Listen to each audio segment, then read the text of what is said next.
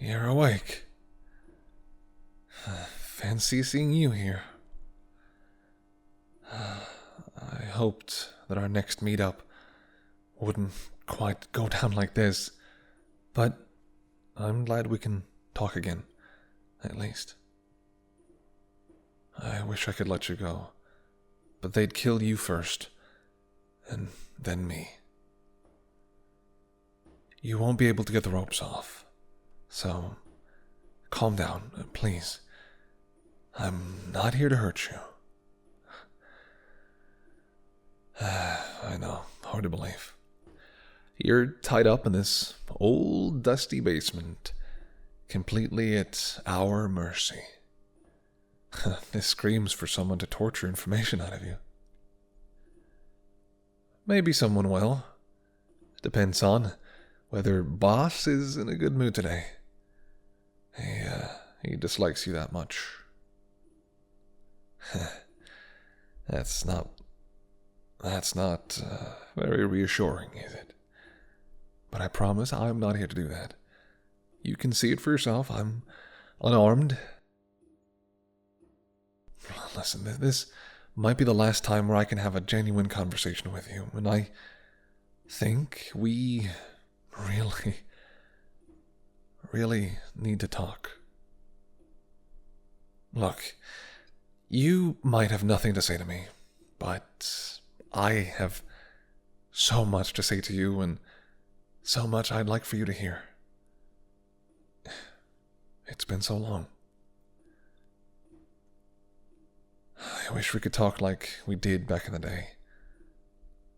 How many years has it been since we've last done that? 5? 6?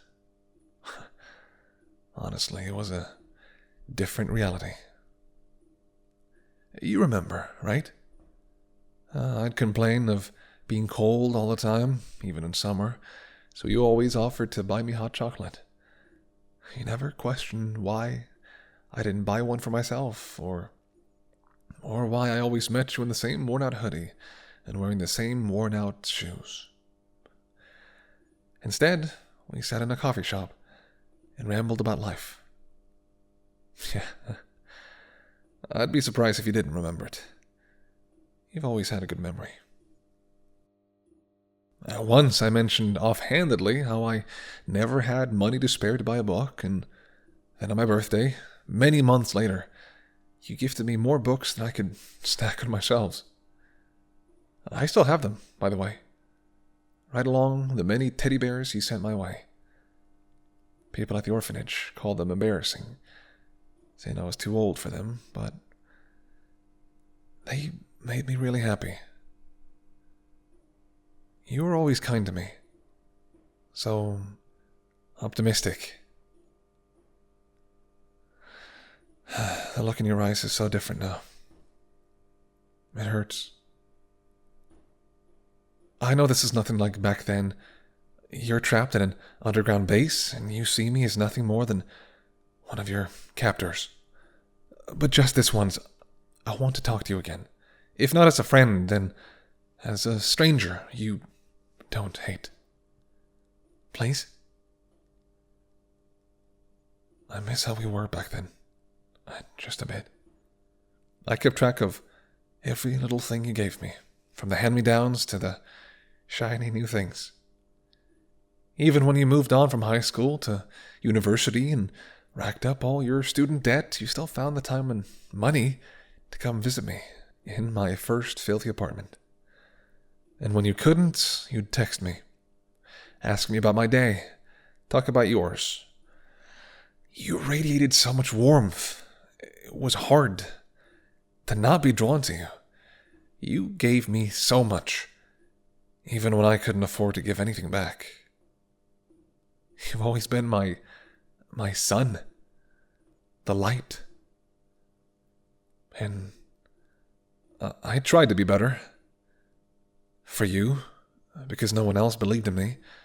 Finding a job with no qualifications was hard, and when I did, I had to work myself to death, all just to be able to live paycheck to paycheck. My reason to keep going was to see the day where I'd finally be able to give you back everything you've always given me. It all went downhill when I got laid off. I ended up on the streets, now an adult. I was honestly ashamed of myself. You were so smart and successful, whereas I couldn't even hold down a stable job. The only way for me to make any money was to turn to crime. So I did. It started off small. I started working for someone who wanted me to pickpocket random people in busy town centers. It was easy enough. I accidentally bump into them and grab anything sticking out of their jackets or purse. No one looked me in the face. And I didn't have to deal with knowing their reaction once they found out their belongings were missing. It was great. I started feeling like I had a natural aptitude for it. And my employer did too. He gave me a room to live in, and I moved on to more dangerous endeavors. You remember the first gift I bought you? The cat-shaped lamp? Yeah. All commission money. Anything I could save up after food, clothes, and hygiene stuff went to buying little things for you. Eventually, he wanted me to steal from the largest crime group in the city. I didn't really watch the news, so I didn't know what was so dangerous about them. I was ignorant. They seemed to me, and just like me, a bunch of petty thieves, except they had banded together to form a gang. All I had to do was grab a suitcase in an alleyway and leave before I got caught. What I wasn't told was that the group was ruthless, to put it shortly. Deadly. Anything they wanted, they really, really wanted for themselves, to the point where they'd kill anyone if it meant getting it.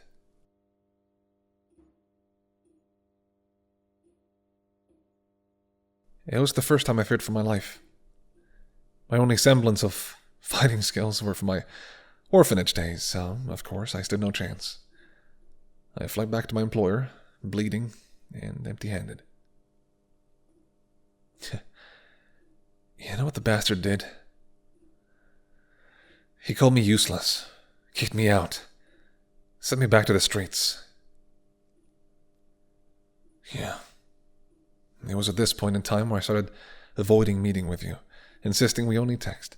I didn't want to admit that my only source of income had been crime, and now that I was poor again. Most importantly, though, I didn't want you to see me at my lowest point of my life. You didn't need me to stress you out, any more than uni did. I didn't think it could get any worse than before, but it did. While you worked your ass off to graduate, I started hopping from shelter to shelter, throwing money away on gifts just so you wouldn't suspect I was homeless again. It went on for a few weeks, and that was when he approached me. Boss. The boss of the crime group that had nearly beaten me to death. He had been spying on me, apparently, watching me survive on scraps. Something about the way I'd fought off his underlings inspired him, he said. But I'm sure he just saw me as someone easy to manipulate, and that had nowhere else to go. He offered me a job. This job. We had nearly lost all of, our forms of contact. You graduated and came back to the city to work. In law enforcement, nonetheless. The day I saw your face in one of the briefs I had, I nearly spat out my drink. You were working closely with the police to try and arrest us all. Fuck me, right? I couldn't keep in touch with you. If Boss came to know I had any affiliations with you, we'd both be dead. I tried to keep tabs on you, but at a distance, eventually not replying to your messages anymore. It made me feel terrible. And the next time I saw you, was when I shot a police officer dead. And unbeknownst to me, you were there to see it. The heaviness of taking people's lives hadn't really hit me until I saw you. Saw your eyes widen in horror, in the look of disgust you gave me. It had become a routine. People's lives were always worth less than what they owned. You saw worth in people's lives when no one else would. Hell, that was what you did with me. It's why you chose this profession, isn't it? To protect people. I knew immediately that you'd hate me for joining an organization that was against everything you stood for. Frankly, after that, you became the biggest thorn in our side. Every time one of ours got captured or arrested, you were the one behind it. So boss started really hating you. I've never hated you, though. Every time I think of you, I think of that little ray of sunshine that gave me a reason to live and to be better. That day, I realized that I killed something else, too. Any and all hopes of you seeing me as a person again. And it crushed me. You'd given me everything. And what had I given you? Murder. I realized that an existence without you was basically unlivable. I couldn't sleep, eat, or drink. I kept thinking to myself, did you think I was insane? Did you want to see me dead? I cried myself to sleep, and I realized, thinking about you hating me, I was miserable. I realized I fell for you. I fell for you when we first met, and you asked me for my name before asking me why I looked so dirty. I fell for you when you had no qualms joking with me where other people walked in eggshells in case I was too sensitive. I fell for you when I realized I was living for the day I'd make you proud. Now that day will never come, and I've nobody to blame but myself. But I made a decision. If I can't live to see you be happy with where I am in life, I'll live to protect you. If it were anyone else down here now, you'd be a goner already. Boss wants you dead. The plan to capture you was probably one of the most complicated yet, and any and all iterations of it ended with your brains being shot out. I don't think I've ever worked as hard to undermine something in secret. I knew that if he'd realized it, he'd killed me. And while that didn't bother me, I knew that if I died, then you'd inevitably be next. But there's only so much one person can do, you know? So I came up with an alternative to spare your life. I know this is a lot, but please, just look at me. I'm sure you can imagine where this is going. I'm not asking you to love me, or even to like me at all. What I want is for you to keep living and spreading your sunshine to the rest of the world. You can only do that if you're not dead. And there's only one way you'll escape out of this alive. This may sound insane. Will you join us?